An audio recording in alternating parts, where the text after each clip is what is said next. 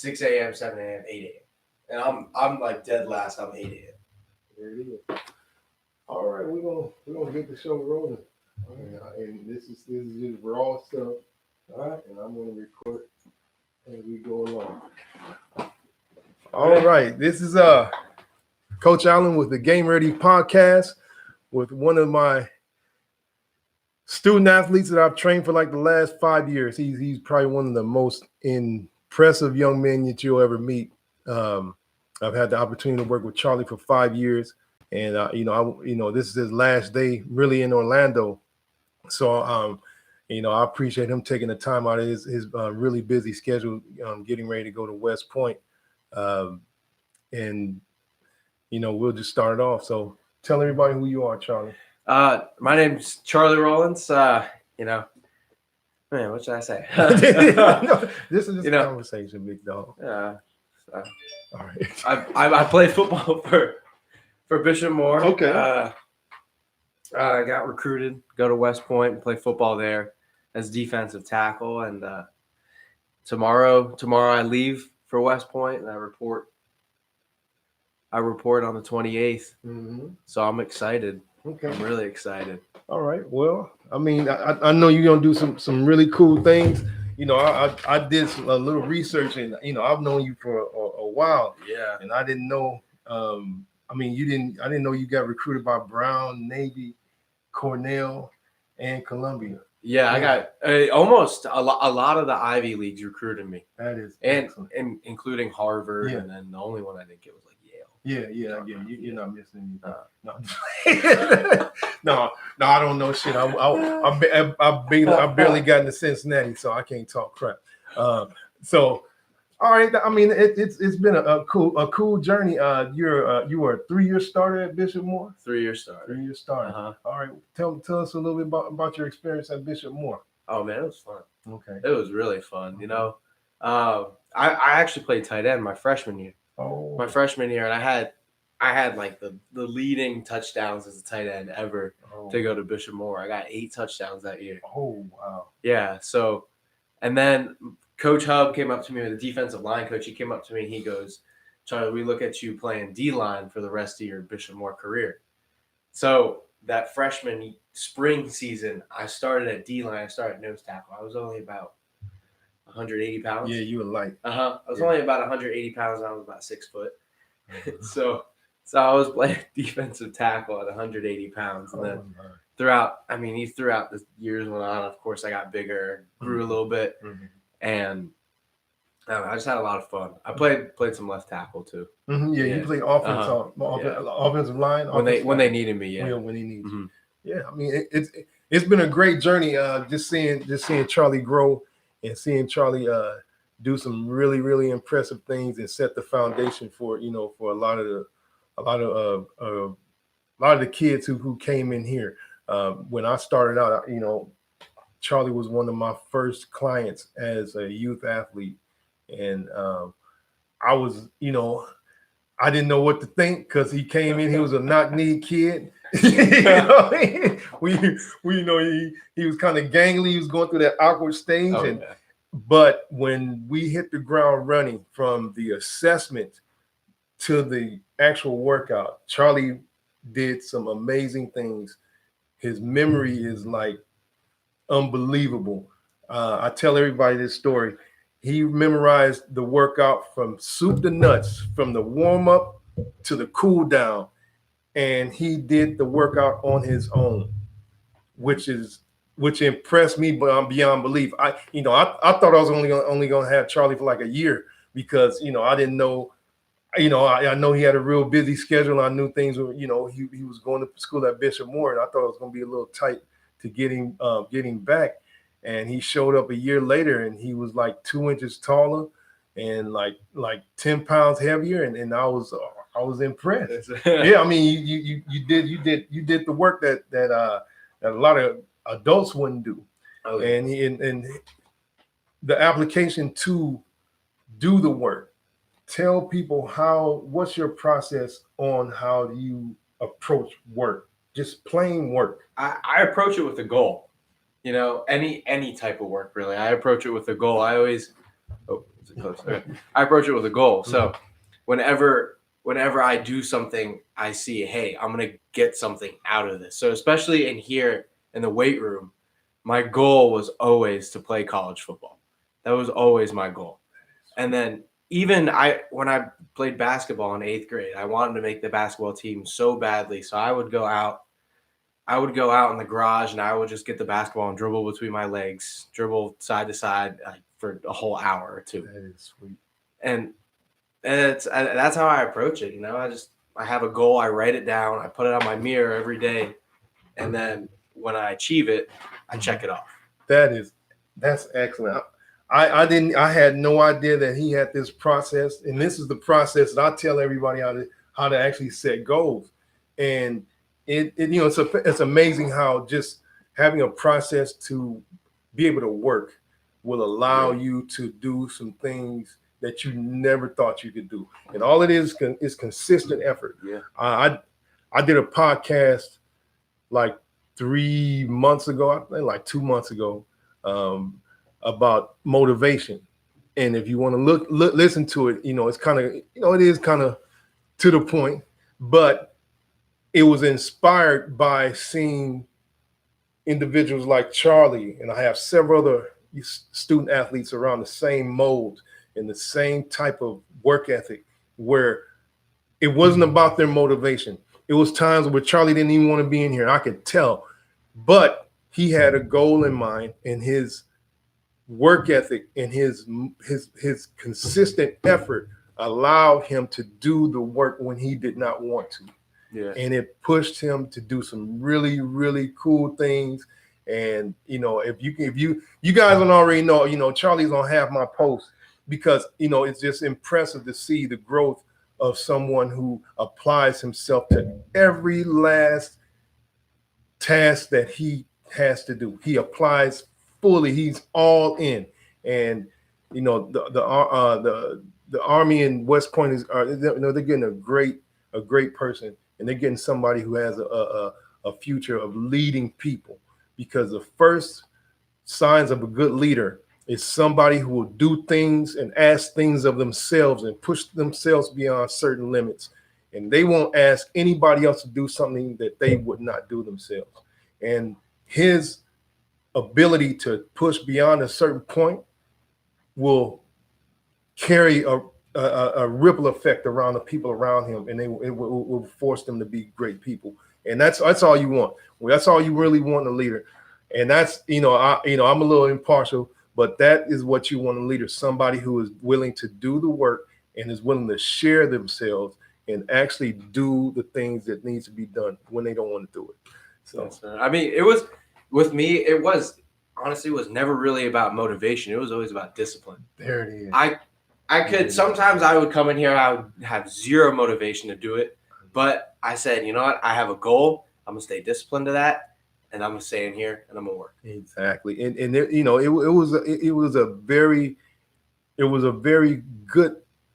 was just very good to see that. And I could tell that was a big part of what Charlie wanted to get done. Was he wanted to play college football. He wanted to contribute and also help his team win at Bishop Moore. That's why everybody that knows him on the coaching staff, they have the same opinion of him that I have. And when he was going through the whole recruiting process, that was the only time that I saw him really just be got like a fish out of water. So Tell us about your recruiting process and how you actually decided to go to Army. And it was a journey, It was truly a journey about that recruiting process. So when COVID hit, all of us were like, dang, we don't think we're going to get recruited, because it was late in the game. There were no official visits, no camps. Mm-hmm. And then out of the blue one day, I get a text from Coach Dixon from Army. He's a cornerbacks coach. Mm-hmm. And he texts me. He goes, hey, big dog, what's up? I liked what I saw on your film, and I want to get your number. So he texted me, and then I text him back. I'm like, oh, appreciate it, coach. I'll send you my number. So we start talking. And then about a week later, I get a text from Coach Jasper from Navy. And, they're like head-to-head competing for me. Yeah. So Navy was the first one that offered me. Mm-hmm. And then the next day, Army offered me. But the thing was, with Navy, they offered me as an offensive lineman. Mm-hmm. And if I wanted to be a D lineman, I would have to go to the prep school. But Army, they offered me the next day. They said, okay, we're going to offer you as a D lineman. You could come direct. And that's why I chose it. I want to just go right into the academy, you know. And I liked the energy there. Mm-hmm. I loved the energy at West Point. Mm-hmm. I still haven't seen it yet. I can't wait to see it tomorrow. But I love the energy. The coach's energy was just different. They were more enthusiastic about getting a recruit, you know. That is excellent. Yeah. And you know, as you know, I've trained 2 other young people that are going to West Point. John Anthony, and his sister. What am I thinking?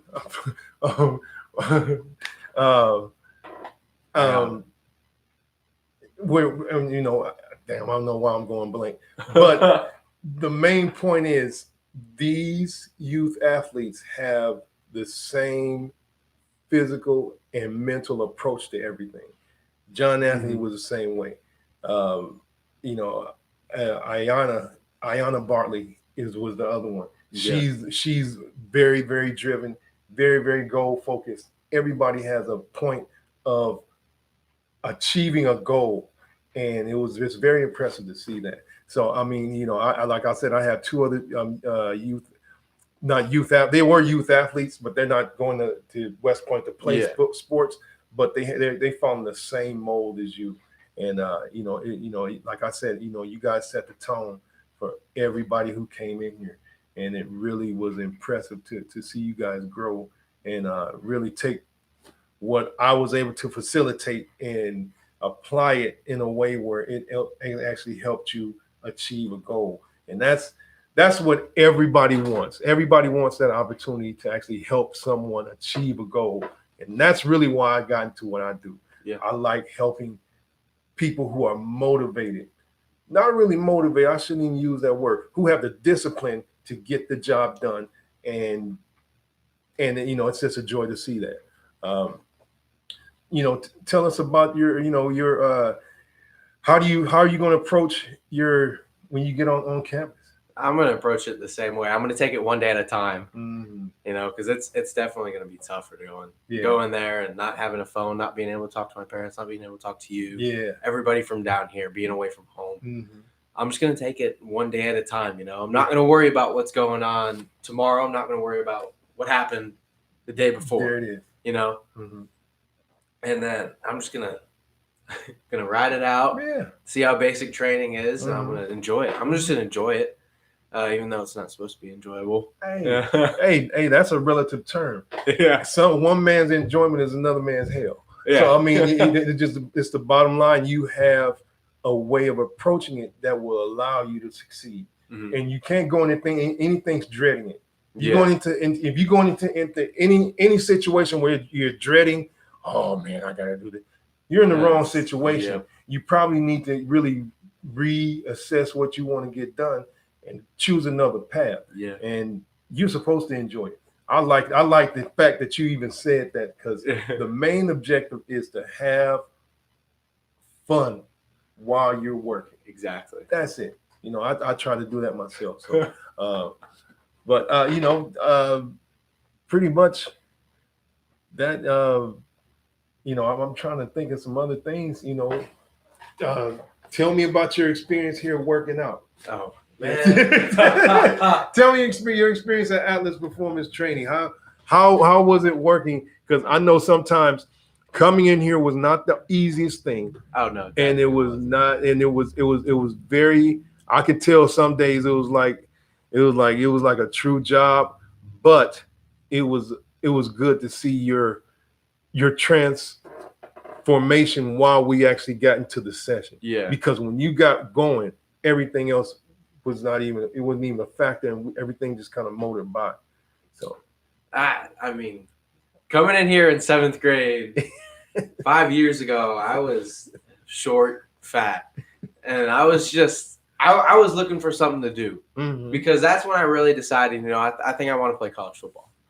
and I came in here and I saw you. I was a little intimidated. I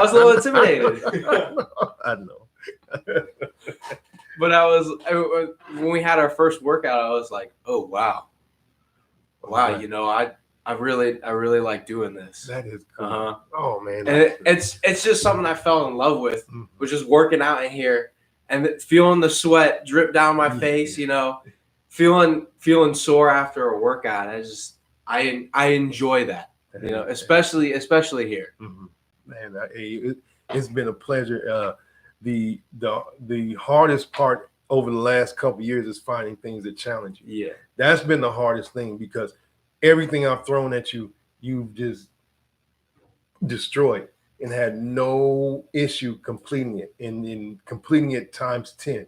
So that's been the hardest thing especially over the last like year and a half, is finding things to challenge you and make it comprehensive to what you want to get done. Yeah. And that's you know, I've been here racking my brain like, okay, because usually I can make a program with no problem, but I'll be racking my brain trying to figure out what we could do to challenge you and put you in a position to be even more physically imposing on people. Yeah. And you know, and I think we found the blueprint, because right now you're probably one of the strongest people that I'm training at this point, you know, yeah. which ended on Thursday. But you're really physically, you're the most physically strong I've seen you ever. Yeah. And you're confident in yourself, and you have a really good solid base of strength and conditioning, which I'm happy that I was able to help you with that.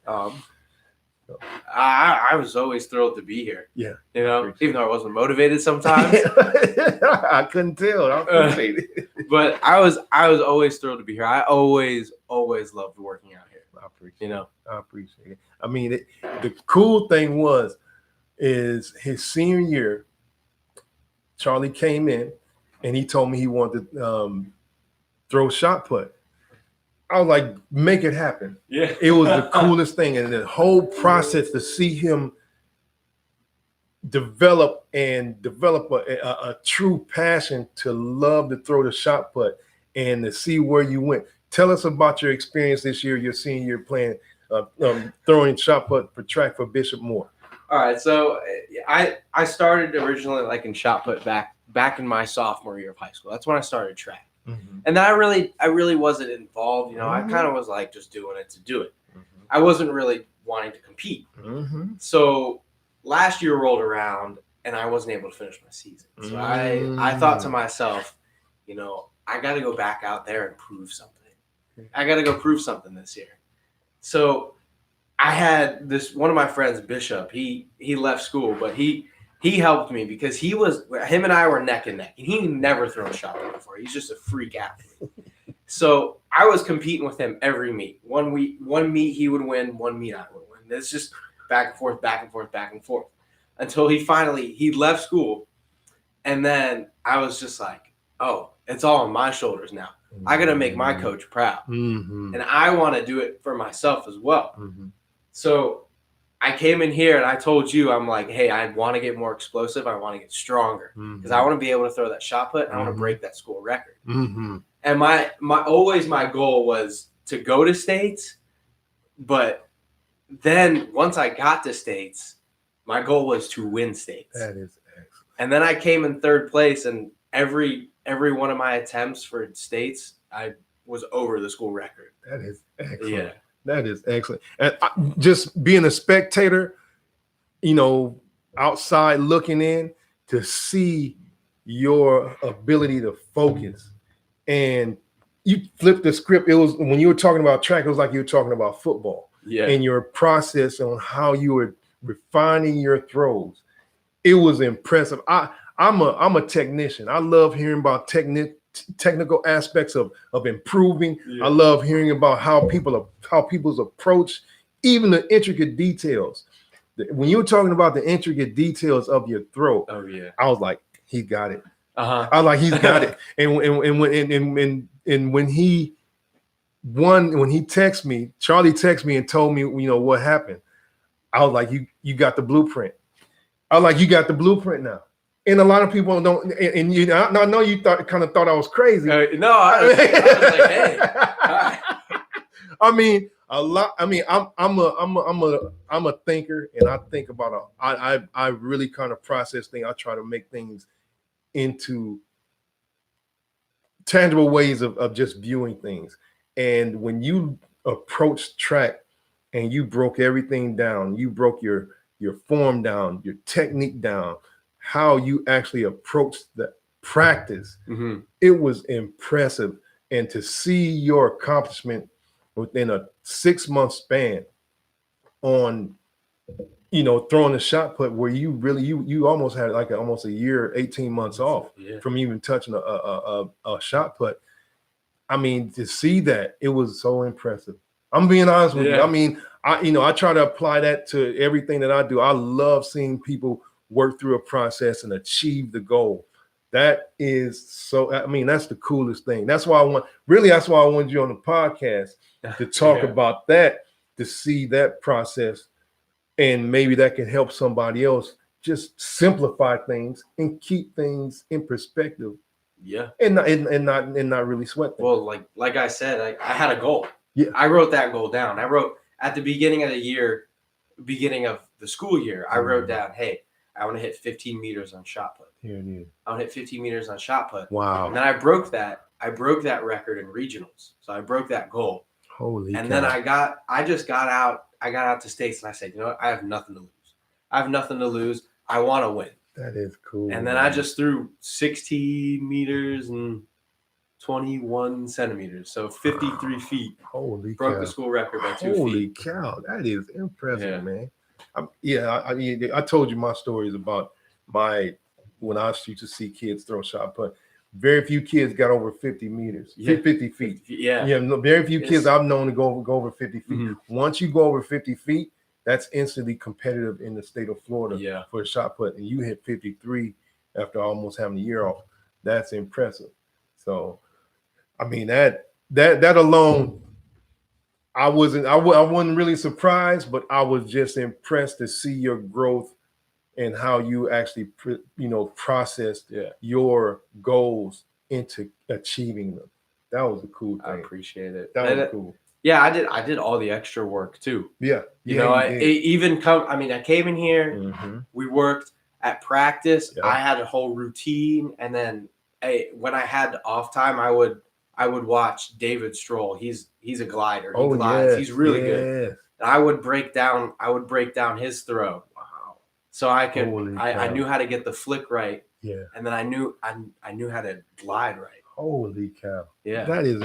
That's impressive. All right, so tell us, what is your plans? What do you want to accomplish in college? What is your main goal starting out when you become a cadet at West Point? I mean, well, first before everything, during BCT, I really want to ace the Canada or whatever the Army Combat Fitness test. Yeah. I want to ace that because we've been working on that for 6 weeks now. And it's something that I look forward to. Yeah. It's a mountain to climb that I'm ready to do. Oh yeah. But after that, my next goal is to make the travel squad for the football team. You want to make it your first year? Oh yeah. Oh wow. Oh yeah, because you don't get a redshirt year. Yeah, you don't. You get 4 years at an academy. Yeah. So I want to make the most of every year. Of course. Yeah, and I think you have a legitimate shot because you have a guy in front of you who's a senior that you can learn from. Yeah, which is huge, and he's really good. So I'm looking forward to seeing you. Hopefully, we get a chance to come up there and see you. Yeah, and hang out with John and just have a really good time. Yeah, you know what I mean. And I'm looking forward to this whole process, seeing you grow over the next 4 years. And you always are welcome back here. I'll be back here. Oh man, Charlie, I'm telling you, like I told your parents at your graduation party, I told your grandparents, there's certain individuals that set the expectation for the people who follow them. And I believe you're one of them. So that's a huge benefit. Appreciate You know, I mean, and I'm just happy to be a part of the whole process. And I thank you and your parents for allowing me to be a part of the process, and really, they trusted me, which I was. Yeah. I mean, they are if you ever meet Charlie's parents, you will never see them with a frown on their face. They're always smiling. They're always very, very jovial. I mean, but they're serious people. They have an objective, and they've raised some really, really great sons. And your brother, he's going into his junior year. He's going into his junior. He's going to be a pilot, right? Yeah, he just completed his private license. I mean, and it's a family, along with the Bartleys and like the other families that I train. They're really close to me, and I'm really grateful for the opportunity to work with you guys. I'm thankful to be in here. Oh man, hey, it's been a pleasure. I know you got to go. I thank you for just coming by for this little chat, and I know you leave tomorrow. I told my girl, I was like, Charlie leaving tomorrow. She like, okay. I was like, I may cry. She like, no.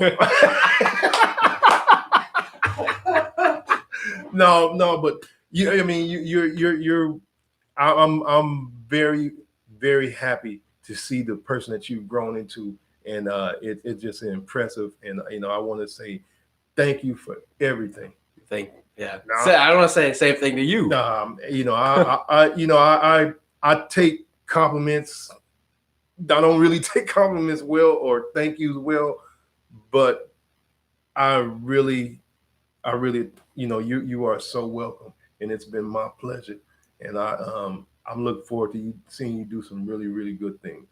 And then we'll pick it up when you get back in town. When you get back in town. Yeah. And well, I mean, that's pretty much it. This has been the GameReady Podcast with Charlie, and we're signing off. You guys take care. Have a nice day.